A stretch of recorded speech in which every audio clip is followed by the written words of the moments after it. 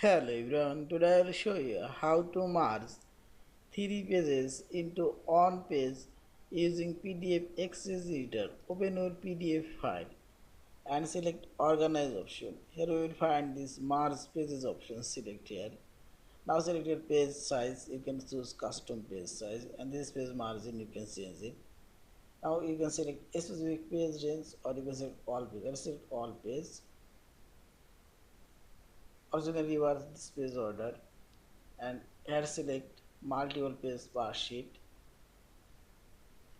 and I will select here custom page and select here one and already here type 3 and see this vertical line showing here 3 page. If you put here first box 3 page and last box second box 1 page and see this is vertical horizontal 2 ways you can put your pages. This is page order.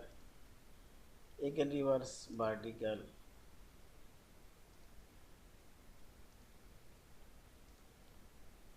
and this is vertical and say this.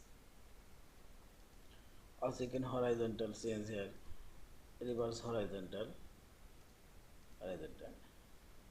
and also you can align here horizontal alignment. You can change here vertical alignment and see this.